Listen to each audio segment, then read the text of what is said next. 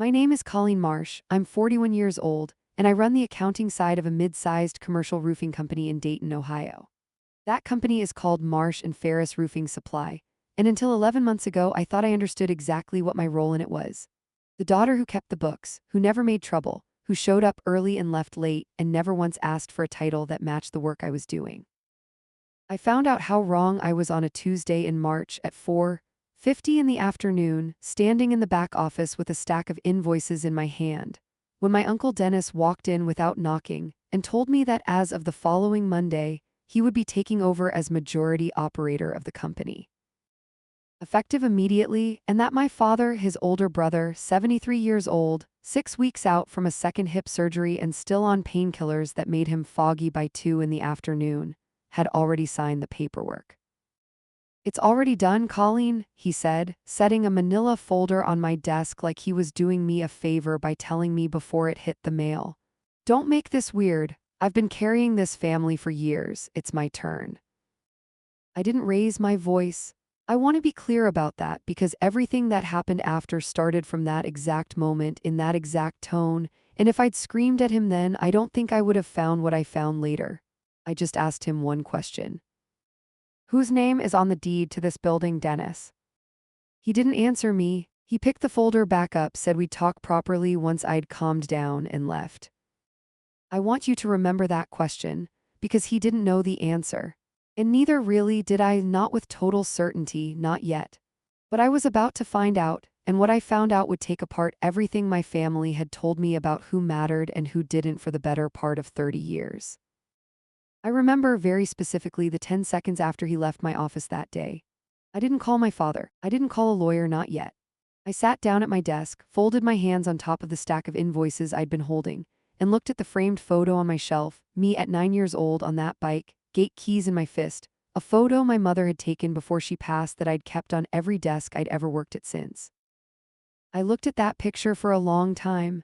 Then I opened the bottom drawer of my desk and I looked at the unopened envelope from the county recorder's office that had been sitting there, untouched, for 6 weeks. I want to tell you plainly, I didn't know in that moment that the deed inside that envelope was going to matter as much as it did. I want to be honest about that, because I think it's more useful to you than pretending I had some instant flash of strategic clarity. What I knew sitting there was smaller and simpler than that. I knew I was done finding out what my family thought of me secondhand, through folders left on my desk by people who hadn't bothered to knock. Let me back up though, because you won't understand why that folder on my desk felt less like a threat and more like a door finally swinging open, unless you understand how long I'd been standing in that hallway, waiting. Welcome back/early CTA. Welcome back to the channel. If this is your first time here, settle in. This one runs long and it earns every minute. If you've ever been the person your family calls reliable as a compliment, and later learns it was just a job title nobody paid you for, I want you to drop a comment and tell me where you're listening from, because this story is for you. And if stories like this keep you company on long drives or late nights folding laundry, hit subscribe. There's a lot more where this came from.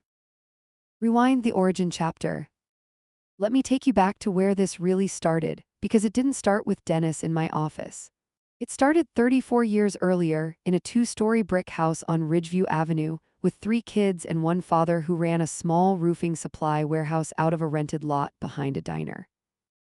My father is Walter Marsh. Back then he was 39, broad-shouldered, quiet, the kind of man who fixed things with his hands because he didn't trust words to hold weight.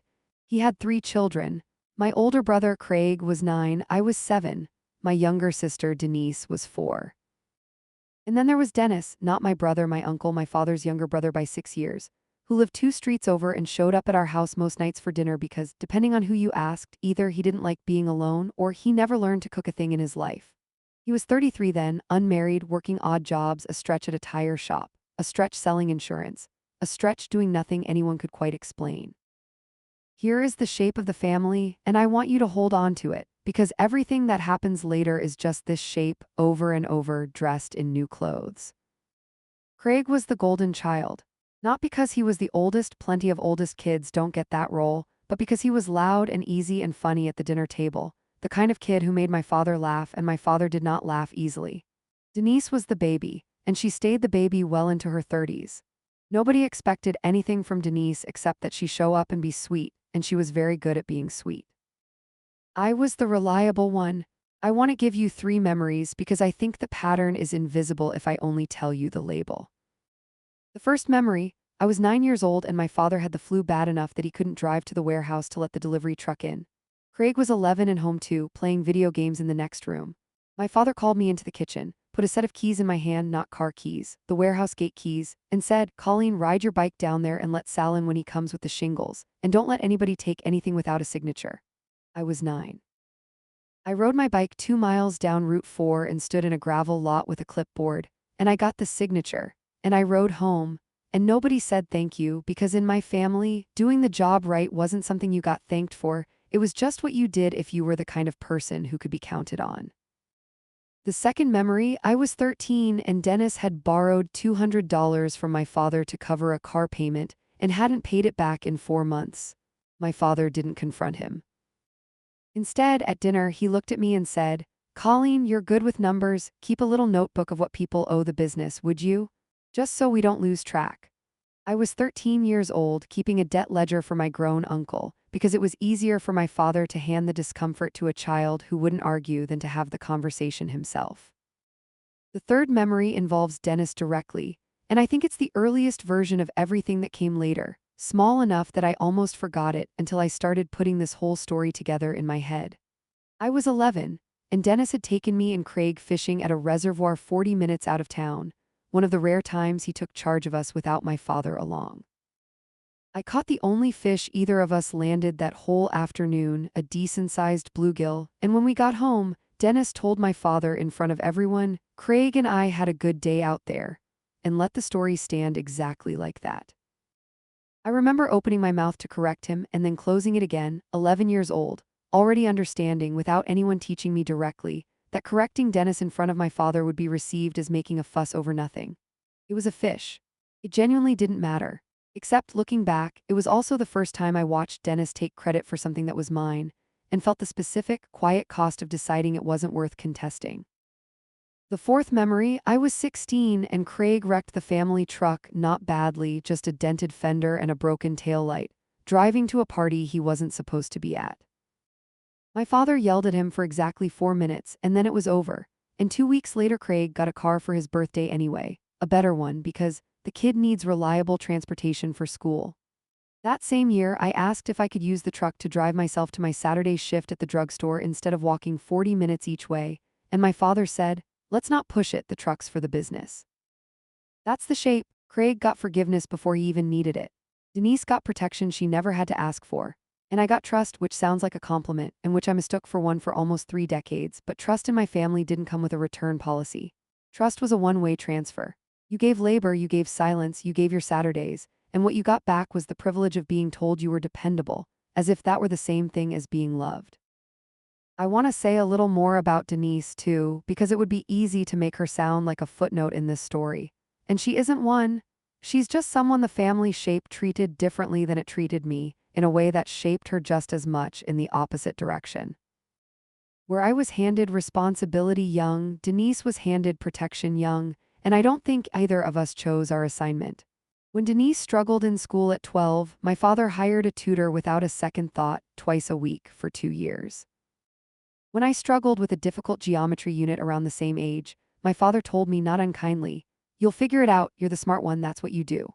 Both of us learned from opposite directions that our value in this family was fixed early and rarely revisited, hers as someone to be shielded, mine as someone who didn't need shielding. I think honestly both of those boxes did their own kind of damage. Hers just looked softer from the outside. Dennis fit into this shape in his own particular way. He wasn't my father's child, but he might as well have been the fourth one because my grandfather, Walter, and Dennis's father, had died when Dennis was 19, and my father, at 25, had unofficially adopted the job of holding Dennis up. He co-signed a car loan for him in 1987. He loaned him money for a security deposit in 1990. When the warehouse became an actual company in 1994, Marsh Roofing Supply, Incorporated, my father's name alone on the paperwork. Dennis started showing up there too, not as an owner, but as the guy who helps out. And my father let him draw a modest salary because that's what you did for family, in that shape, in that house. I tell you all this not because it's remarkable. I think most families have some version of this shape carved into them. but because you need to understand that by the time I was 41 years old, standing in that back office with a manila folder on my desk, I had already spent 32 years training myself not to expect a thank you. Which meant when the betrayal came, it didn't come as a shock to my nervous system the way it might for someone else. It came as a confirmation, a door I had been leaning against my whole life finally giving way.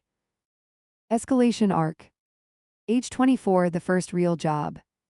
I graduated with an accounting degree from Wright State when I was 22, and for 2 years I worked at a small firm downtown, doing tax prep and payroll for a handful of local businesses, building exactly the kind of resume that gets you hired somewhere with a real title and real benefits.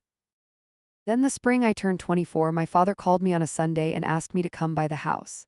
He was 56 by then. The company was doing about $1.1 million a year in revenue, and he told me, sitting at that same kitchen table, that his bookkeeper, a woman named Sherry who'd worked for him for a decade, was retiring, and he needed someone he could trust with the real numbers.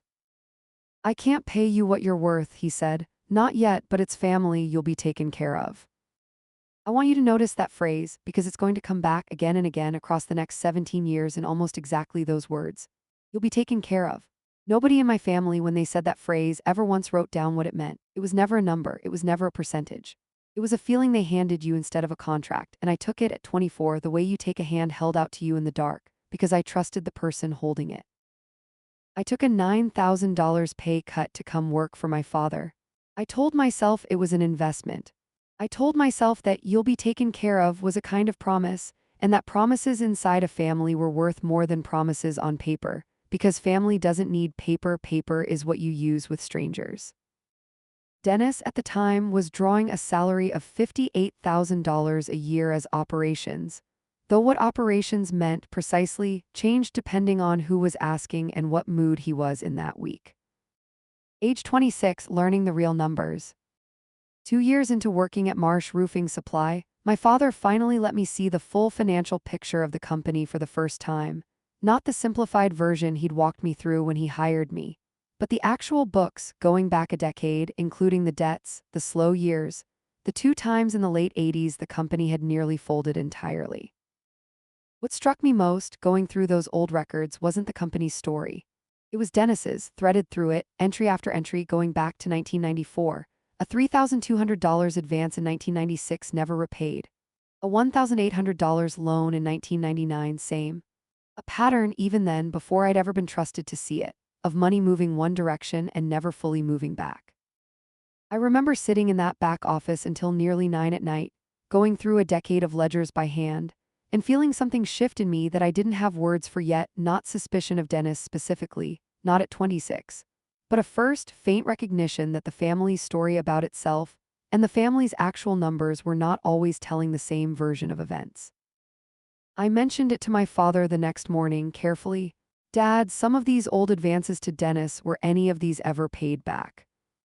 He looked at the ledger for a moment and said, "Some things you don't chase, Colleen, he's my brother." I nodded and closed the ledger and didn't bring it up again for another year. But I want you to know that 26 was the year I first understood, quietly, privately, that I was going to be the only person in this family who kept an honest account of anything. Nobody appointed me to that role. I just seemed to be the only one who couldn't look away from a number that didn't add up. Age 25, the wedding fund. The year after I started at the company, I got engaged briefly to a man named Ross I'd been with since college. It didn't last. We called it off 8 months later, for reasons that have nothing to do with this story, but I bring it up because of what happened in between. My father had told me when I got engaged that the company would help out with the wedding, the way it had helped out with things for Craig and Denise before. I didn't ask for a number. I assumed, the way I'd been trained to assume, that it would materialize when it needed to. 6 months into the engagement, Dennis needed $6,500 to cover a gap in a home renovation loan.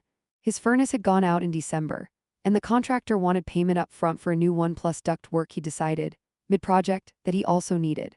My father wrote the check from the company's discretionary fund, the same fund that, as far as I understood, was earmarked in part for helping out with my wedding. I found out about the furnace withdrawal because I processed it. I didn't say anything. I told myself it wasn't a competition, that Dennis's furnace was an emergency and my wedding was a plan, and emergencies come first. That's a reasonable thing to believe in isolation. It only stops being reasonable when you notice, the way I eventually did, that Dennis's emergencies arrived roughly 3 times a year every year for the next decade and a half and always came first. When the engagement ended that fall, nobody ever mentioned the wedding fund again, and I never found out whether there had actually been one, or whether it had simply been a phrase my father used to make me feel considered without ever having to be specific. Age 27, the first real warning. 3 years in, I found a $14,300 discrepancy in the supplier accounts. It took me 2 weeks of cross-referencing invoices to trace it, and when I did, it led back to Dennis, a pattern of ordering extra pallets of shingles and reselling them off the books to a contractor buddy of his, pocketing the difference. I brought it to my father privately in his office with the paper trail laid out clean. He looked at it for a long time, then he closed the folder and said, "Let me handle it." He handled it by giving Dennis a raise the following quarter, $4,000 a year, and telling me when I asked why, "He's got kids to feed, Colleen. I can't just fire my own brother, you understand, family." You understand, family? That's the machinery of it, and I want to name it out loud right here, early, because you're going to see this gear turn a dozen more times before this story is over. In my family, understanding family meant absorbing the cost of someone else's dishonesty and calling it love. My father wasn't stupid. He wasn't naive. He knew exactly what Dennis had done. He simply believed in some deep, unexamined place that the correct response to a brother's theft was a larger salary for the brother, and the correct response to a daughter's diligence was gratitude that cost him nothing. I told myself he's protecting his family. I told myself it's his company, his choice, his brother. I told myself a lot of things at 27 that I would spend the next 14 years slowly, quietly unlearning. Age 28, the audit notice. At 28, the company received notice of a routine state sales tax audit. Nothing unusual for a business our size, the kind of thing that happens every few years and mostly amounts to paperwork. I handled the entire process myself, pulling 4 years of records, reconciling exemption certificates, meeting the auditor in person over 2 long days in our conference room while my father characteristically stayed out of it entirely, telling me, "You've got this, I trust you completely," which was true, and which also meant I carried the full weight and full risk of the audit alone with no backup if something had gone wrong. Something almost did go wrong. The auditor flagged $9,400 in exemption certificates that Dennis had approved for a client relationship of his own, paperwork that turned out to be improperly filed, not fraudulent, just sloppy, missing a required signature line. I spent an entire weekend unpaid tracking down the client to get a corrected certificate before the auditor's follow-up deadline, and I succeeded, and the audit closed clean, no penalties, no findings. My father's response when I told him it was resolved was, "See, I knew you'd handle it." Dennis's response when he heard the audit had closed clean was to tell people at a cookout that summer, "Yeah, we had a tax audit, no big deal, we run a tight ship."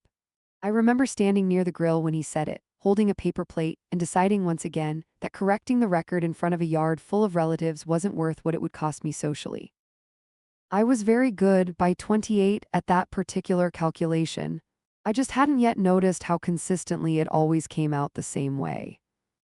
Age 29, the wedding toast. At 29, I got married briefly, as it turned out, though I didn't know that yet, to a man named Rob Halloran, an electrician I'd met through a mutual friend, kind and steady, and in hindsight, probably a little too used to being the calm one in every room he entered, the same way I was.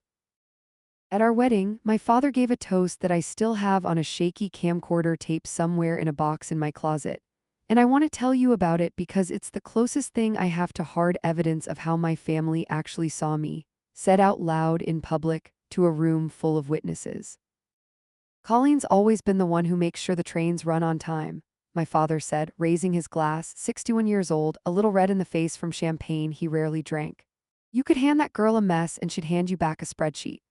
The room laughed warmly, and I laughed too, because it was meant kindly, and because I hadn't yet learned to hear the difference between being loved and being useful. Dennis, sitting 2 tables back, called out, "And she never asks for a thing in return, that's the Marsh way." More laughter. I remember Rob squeezing my hand under the table, and I remember thinking in the specific glow of that day that it was a compliment. It took me another 12 years to understand that a family standing up in public to celebrate how little you require of them is not a toast. It's a policy statement. Rob and I divorced 4 years later amicably, for reasons that had almost nothing to do with my family, and almost everything to do with two people growing in different directions at 29 and 33. But I've wondered since whether some of what wore us down was the same pattern replicated at home. Whether a person trained her whole life to absorb without asking eventually forgets how to ask even the people who'd have gladly given. Age 29, the audit.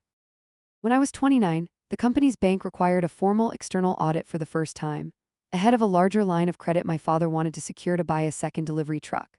I coordinated the whole thing, pulled records, answered the auditor's questions, stayed 2 weekends late reconciling 3 years of receipts that had never been properly filed because Sherry, the old bookkeeper, had kept things in a system best described as her own memory. The audit came back clean mostly with one flagged item: a pattern of cash disbursements to Dennis, categorized inconsistently across supplies, fuel, and miscellaneous operations, totaling just under $19,000 over 2 years, with no consistent receipts attached. The auditor, a careful man named Mr. Whitfield, recommended in his written notes that the company implement a formal reimbursement policy requiring receipts for any disbursement over $200. My father implemented the policy for everyone except Dennis, functionally, not on paper but in practice, because whenever I tried to enforce it with him, he'd say something like, "Come on, Colleen, you know what the money was for, don't make me dig up a gas receipt from March." And I would let it go because pressing the point felt, each individual time, smaller than it actually was. It's only when I added all those individual times together, years later, that I understood what they'd actually cost. I got a $500 bonus that year for going above and beyond on the audit. I want to mention the bonus specifically because I think it illustrates something important about how my family valued labor versus how it valued belonging. My extra 2 weekends of work, which produced a clean audit and secured a loan the company needed, were worth $500. Dennis's undocumented $19,000 in cash disbursements were worth a stern conversation that never actually happened, followed by a new policy that was never actually enforced. Age 31, the house. My father remarried when I was 30, a kind woman named Patricia, a former school administrator, who I liked more than I expected to and who I think honestly tried her best with all of us. A year into the marriage, my father decided to sell the old family house on Ridgeview and move into Patricia's place across town, which was smaller, newer, easier on his knees. The house sold for $189,000. My father split none of it among his children, which was entirely his right. I want to be fair here. It was his house, his asset, but what stung wasn't the money. It was what he did with $22,000 of it. He gave it to Dennis in cash as a down payment on a rental property Dennis wanted to flip. I only knew because Denise mentioned it in passing at Thanksgiving, thinking I already knew. Wasn't that nice of Dad helping Dennis get that duplex? I didn't say anything at that dinner. I went home and sat in my car in my own driveway for 20 minutes before I went inside, not crying, just sitting, doing the quiet arithmetic that I would keep doing on and off for the next 10 years. I had taken a pay cut to work for this family's business. I had absorbed a $14,300 theft without so much as an apology. And my father had just handed my uncle $22,000 in cash, unprompted, no ledger, no expectation of repayment, for a business venture that had nothing to do with any of us. The duplex flip failed within 18 months. Dennis lost the $22,000 along with an additional $9,000 he'd borrowed from a private lender. My father quietly covered the difference on the private loan too, so it wouldn't follow Dennis around and hurt his credit. I know this only because I did the company's books, and I watched a $9,000 consulting fee get paid out of Marsh Roofing Supply's account to a lender I didn't recognize. And when I asked my father about it, he said simply, "Don't worry about that one." Age 32, the insurance renewal. The year before the Christmas bonus, something smaller happened that I've come to think of as a kind of dress rehearsal for everything that came later, though I didn't recognize it as one at the time. The company's commercial property insurance came up for renewal, a $340,000 annual policy covering the warehouse inventory and equipment, and Dennis, without consulting me, switched carriers to a broker he'd met at a Rotary Club mixer. A friend of a friend, he said, offering a much better rate. The new policy was $6,200 cheaper a year. It also, I discovered 4 months later while cross-checking coverage limits for an unrelated bank requirement, excluded flood and water damage entirely, a coverage gap the old policy had included. I brought it to my father immediately. This wasn't a 17-year pattern yet. This was just a mistake, the kind anyone could make, and I treated it that way. Dennis wouldn't have missed something like that on purpose, my father said, looking at the exclusion I'd highlighted. Let's just get it fixed quietly, no need to make him feel bad about it. We got it fixed. It cost an additional $4,100 to add the water damage rider back in, more than wiping out the savings Dennis had been credited for finding. Nobody mentioned that math at the next family dinner.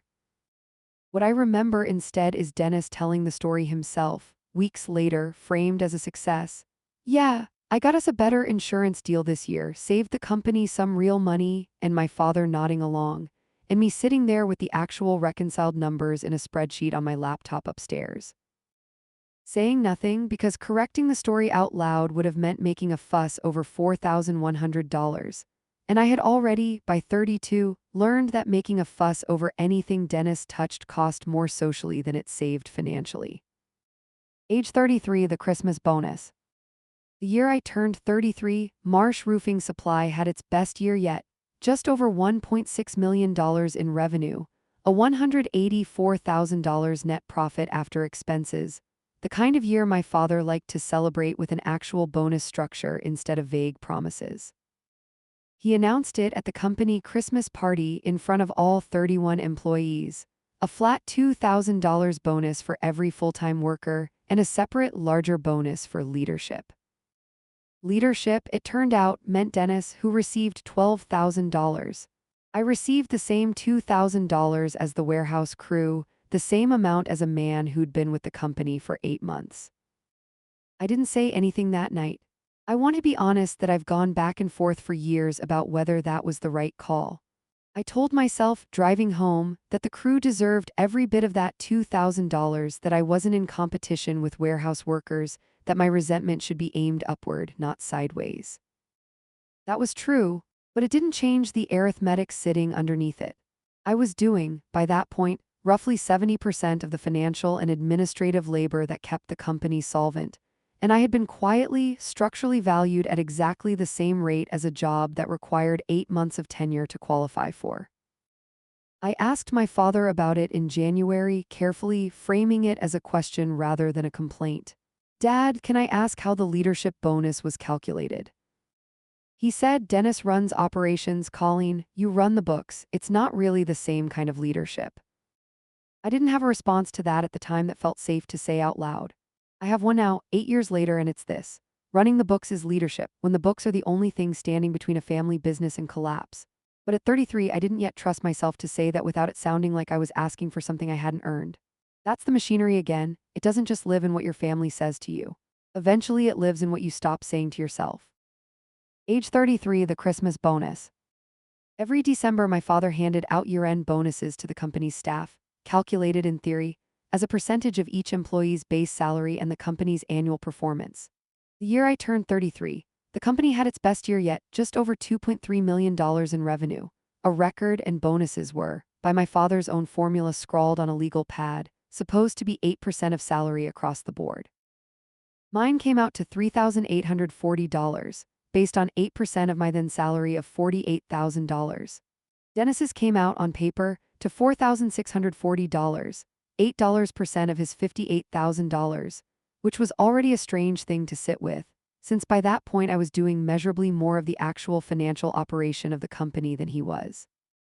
But what I noticed, doing the year-end reconciliation myself, was that Dennis's actual bonus check when it cleared was for $9,000, more than double the formula. I asked my father about the discrepancy carefully, the way I'd learned to ask things in that house, not as an accusation, just a question with numbers attached. He told me a little irritably, I gave him a little extra this year, he's had a rough one, don't turn this into a whole thing. I didn't turn it into a whole thing. I logged it quietly in a private spreadsheet I'd started keeping at home, not for any reason I could have named yet, just an old habit from being 13 years old with a debt notebook. Some instinct that told me somebody in this family needed to keep an accurate record, even if nobody asked to see it. A small warmth, Craig's daughter. I don't want you to think this whole story is grim, because it wasn't, not every day, and there were real people inside it who I loved without complication. My brother Craig, for all his golden child ease, had a daughter named Ivy, born when I was 32, and Ivy was, from the time she could talk, one of the great uninterrupted joys of my life.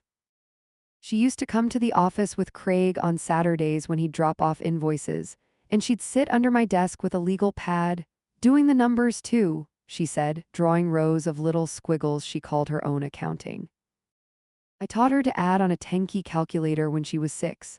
She still keeps a picture of the two of us at the warehouse, her in a hard hat 2 sizes too big, on her nightstand. Whatever else this story is about, it's also about her, and about the fact that even inside a shape built on unfairness, there were still people worth showing up for. Reminder, if you're finding this one, drop a comment telling me who your Ivy is, the person who reminds you why you kept going. And if you haven't already, hit subscribe, I've got a lot more of these. Age 34, the vendor dispute. At 34, a longtime supplier, Buckeye Roofing Materials, threatened to cut off our credit line entirely over a disputed $31,000 invoice. A shipment Dennis had received and signed for personally, then never logged into inventory, so when I went to reconcile it against the invoice, the paperwork simply didn't exist on our end.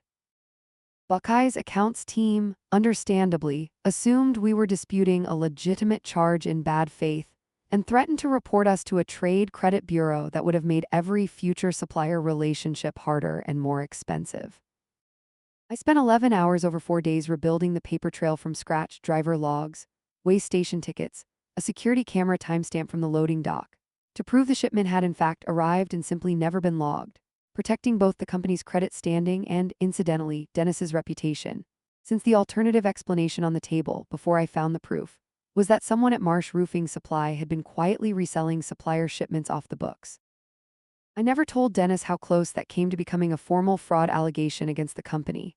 I protected him from that, the way I'd protected the family from a dozen smaller versions of the same thing over the years. And I want to be honest with you about why. Not because I thought he deserved the protection, but because I still, at 34, believed that keeping the peace was my job, in the same unspoken way that keeping the books was my job. Nobody had to ask me to do either one. I just absorbed over a decade that both were mine to carry. Age 35, the title that never came. By the time I was 35, I was running nearly every financial function of the company. Payroll, vendor contracts, tax filings, the annual audit, the line of credit renewals with the bank, the insurance policies. My father, by then 67, had begun stepping back from daily operations, and functionally I was the operator. Not in title, in fact. I asked him that year for the title of Chief Financial Officer and a corresponding salary adjustment. I'd priced out the market rate, brought printouts, made the case like I would for any client. He looked at the printouts for a long moment and said, "You don't need a title, Colleen. Everybody already knows what you do here." I said, "Dennis has a title. He's Vice President of Operations." My father said, "That's different. He needed it for his confidence. You don't need that kind of thing." You don't need that kind of thing. I sat with that sentence a long time. I think it's one of the truest things anyone in my family ever said to me, and I don't think my father meant it the way it landed. What he meant, I believe, was, you're already secure enough in yourself that you don't require external validation. What it actually meant in practice, structurally dollar for dollar, was, your competence will be assumed and uncompensated, and his fragility will be rewarded and titled. I didn't get the title. I got a $3,000 raise instead, for now, which 6 years later I would learn was the last raise I received before the events of this story. Age 36, Craig's loan, the one nobody talks about. I want to tell you about something that happened to Craig too, the year after, not because it makes him a villain in this story, he isn't one, but because it's the clearest proof I ever got that the family shape wasn't really about who was good. It was about who was easy. Craig lost his job that year, a plant closure, not his fault at all, and came to my father needing help covering 4 months of mortgage payments while he found new work, $11,600 total. My father gave it to him without a single ledger entry, the same way he'd given Dennis the $22,000 for the duplex years earlier. I only knew because I processed the wire transfer myself from my father's personal account, and Craig, to his credit, actually paid every dollar of it back within 14 months, unprompted, which is more than I can say for anyone else in this story. What struck me wasn't the loan. It was watching my father hug Craig at the following Thanksgiving and say, in front of everyone, "That's what family's for, you take care of your own, no questions asked." Craig had fairly needed help through no fault of his own, and gotten it graciously and paid it back honorably. I don't begrudge him a cent of it.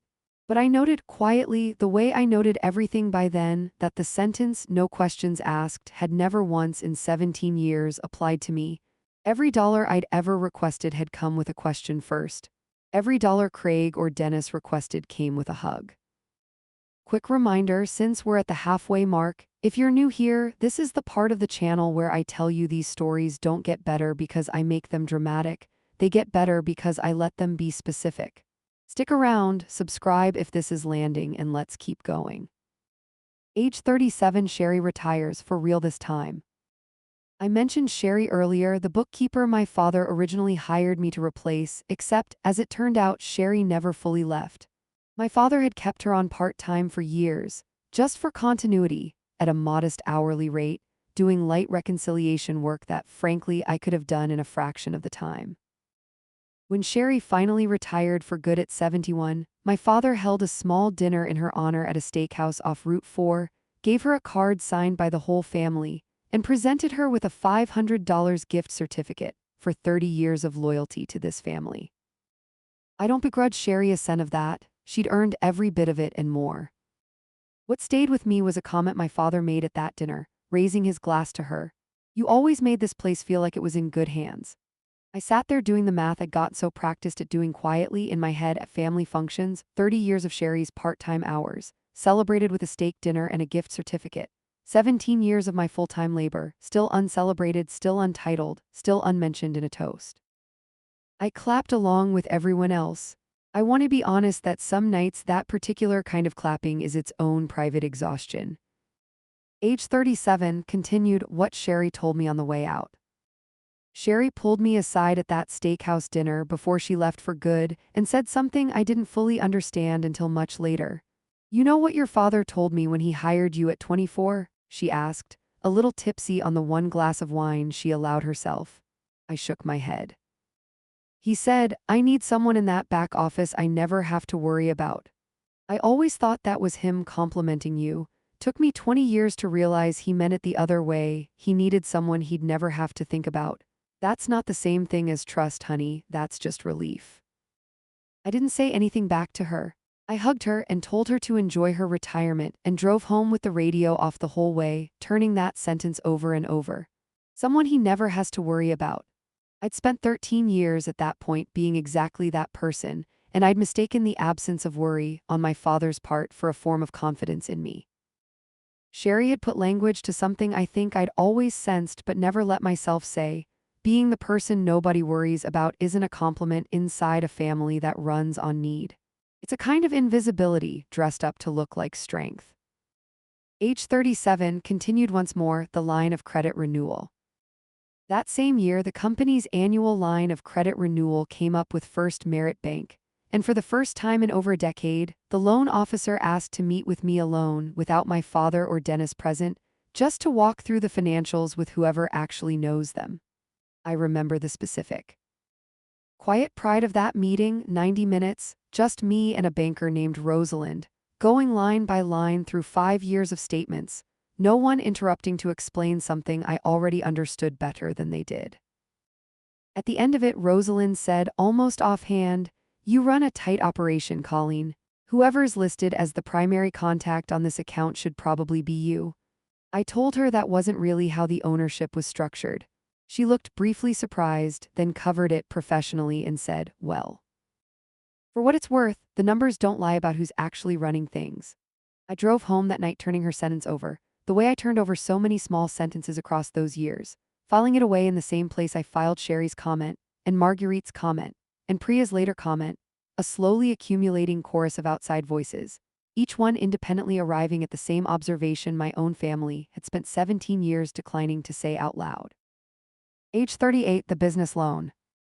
When I was 38, Dennis came to my father wanting to open a second location, a satellite warehouse 40 minutes north in Springfield, to chase a contract with a regional home builder. He needed $85,000 in startup capital. My father took out a business line of credit against Marsh Roofing Supply, against the company, not against himself personally, to fund it. I processed the paperwork. I want you to sit with that for a second. I was the one who filed the loan documents that funded my uncle's expansion, using the company's collateral, while my own compensation had been frozen for 3 years. The Springfield location never turned a profit. It limped along for 2 years, bleeding roughly $6,000 a month, before my father quietly folded it and absorbed the loss into the main company's books. A loss I calculated, at year-end, totaling $71,400. Dennis's response to this failure, delivered at a family barbecue with a beer in his hand, was, "Family businesses are supposed to take risks. That's what families for nobody else would have backed me on that." I remember the exact tone he used, easy, almost proud, like the failure was proof of something virtuous rather than proof of something reckless. That's the machinery again, turning a $71,400 loss into evidence of family loyalty, rather than evidence that he shouldn't have been trusted with the money in the first place. That was also the year I met with an accountant friend of mine, Marguerite, over lunch, mostly to vent, though I didn't call it venting at the time. I called it just talking through some work stuff. I laid out the Springfield numbers for her on a napkin, almost as a joke, and she went quiet in a way that surprised me.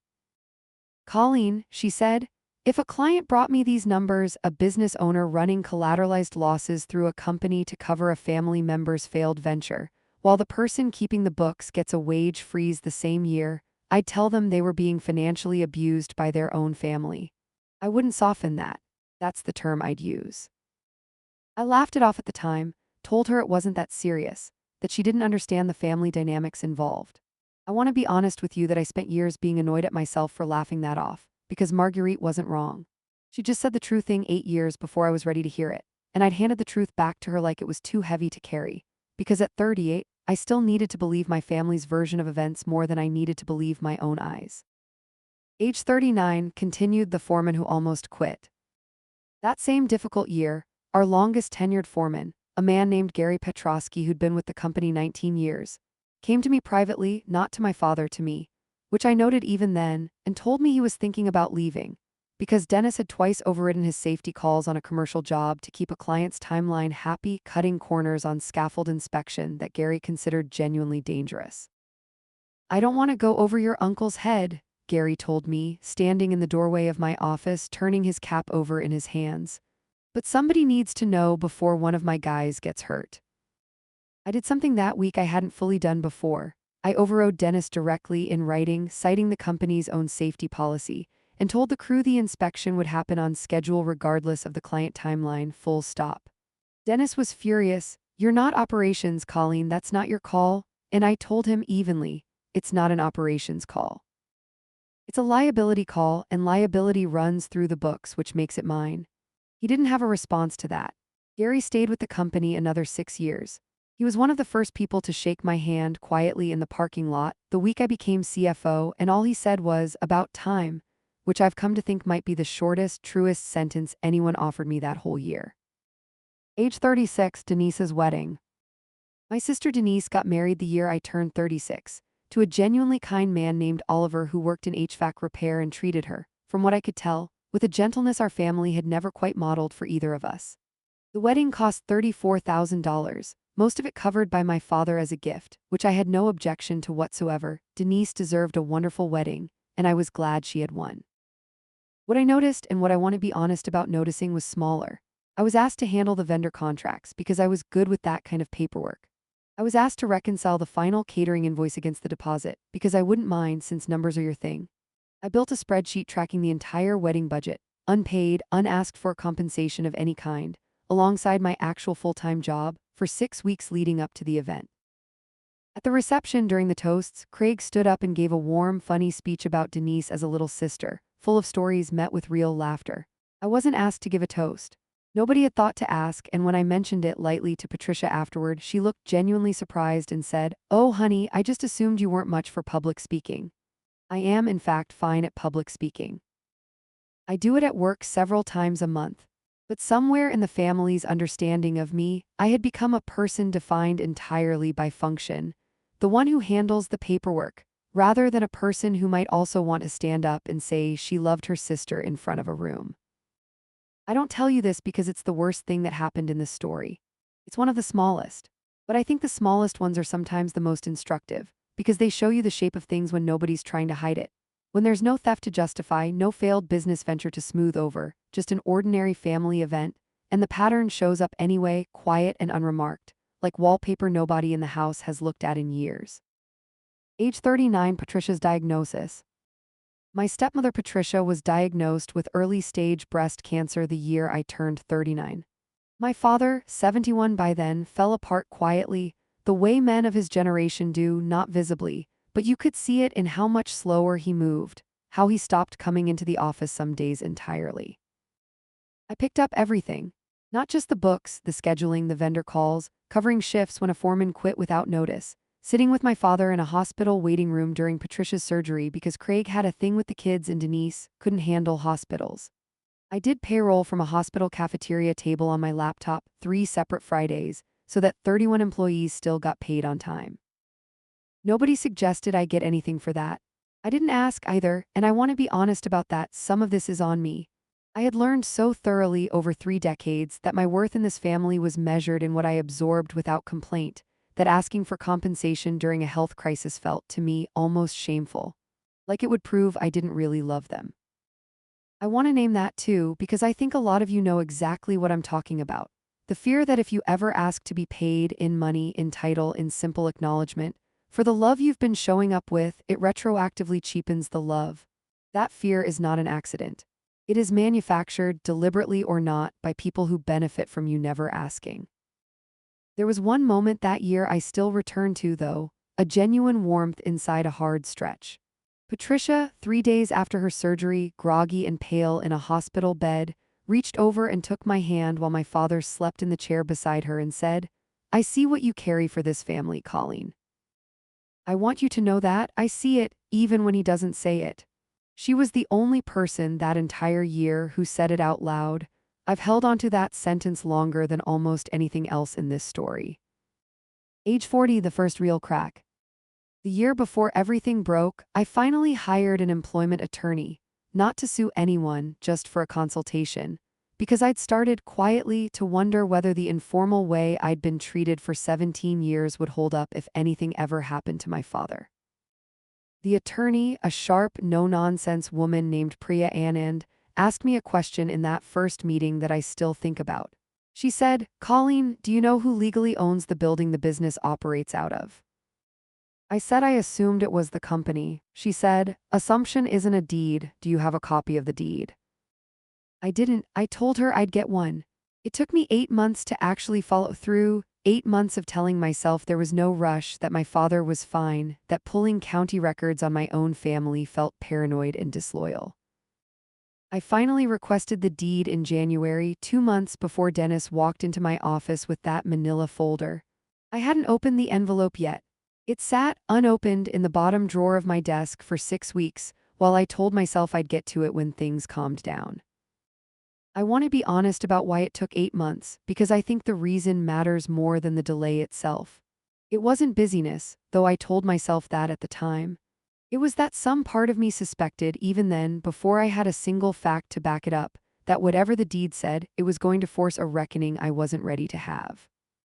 Priya had told me gently in that first meeting that not knowing is its own kind of decision, Colleen. It's just when you get to keep making every day you don't open the envelope. I didn't like hearing that. I liked it less because it was true. There was a moment in November, 4 months into the delay, when my father mentioned, offhand at dinner, not thinking anything of it, that Dennis had asked him some questions about the building paperwork, just cleaning up some old files.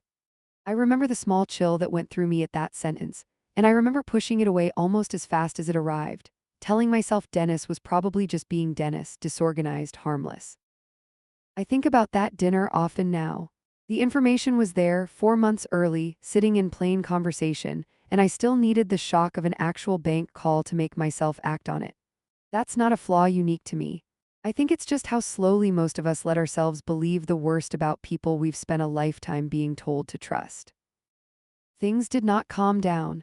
They exploded on a Tuesday at 4:50 in the afternoon, and the envelope in my bottom drawer turned out to be the single most important piece of paper in this entire story.